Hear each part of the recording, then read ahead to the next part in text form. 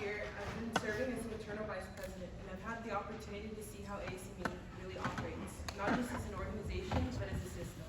And what I've learned is this: we definitely don't lack talent, we don't lack ambition. What we sometimes lack is alignment, accessibility, and continuity. And I want to be clear, this is not out of disregard for ASME. There are people here, including current and past officers, who put in real work and helped shape the organization into what it is today. I've learned a lot from that, but I've also learned where we can improve.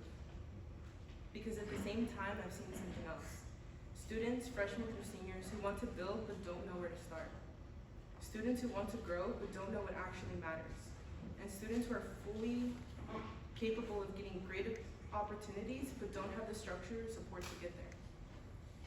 And honestly, that's not just an ASME problem. That's something that a lot of mechanical engineering students experience. So if elected president, my focus is simple: to shape ASME into a system that actually helps people grow and turn that growth into real opportunities for all members, regardless of the position that you hold. It's not just events and not just meetings that we'll be holding, but a connected environment where everything and everyone has purpose, where projects across the organization build real, industry-relevant skills. Resources are clear, accessible, and useful, and every member can see how their effort translates into progress, no matter how much time they can commit.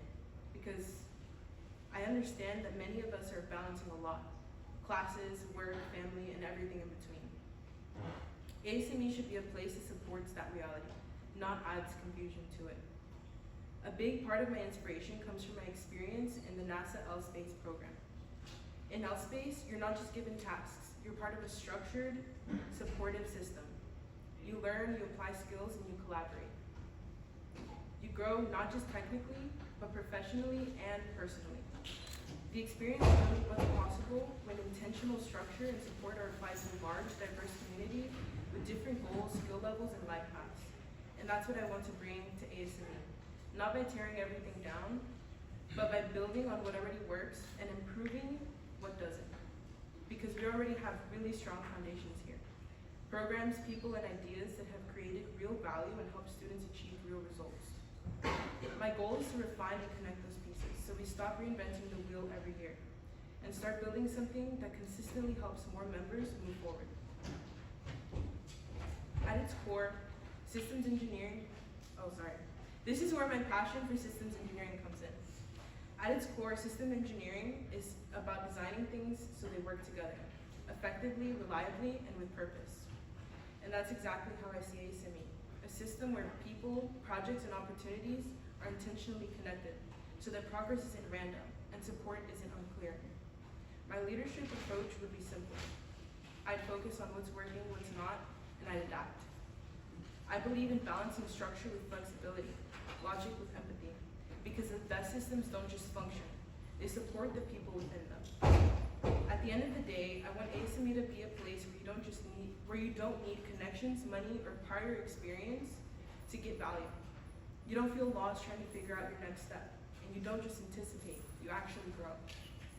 A place where you come in curious and be more adaptable, more confident, and more prepared for what's next. Thank you all for being here. I hope you'll consider me your next president so I can continue giving back and help build ASME into something stronger together. I hope you all have a wonderful day with me.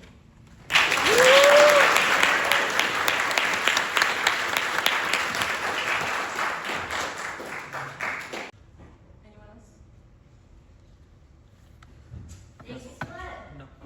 One more. Yeah, another question. So as president of ASME, it's all right. As president of ASME, you will be in charge of making sure that the organization functions as a whole. So how will you handle a situation where where you have a huge amount of tasks that you have to accomplish in an amount of time? Like how will you make sure that those tasks that are assigned within ASME are completed in a timely fashion? And what resources you would take? So that's, again, back to the roles in the organization. So I would clearly define the positions that we have so that they're based on the tasks that we actually need to get done. And from there, I would try to use planners that I personally use to keep track of my homework. So I would write down all of the tasks that we have to do, and then assign them to a person with a soft deadline.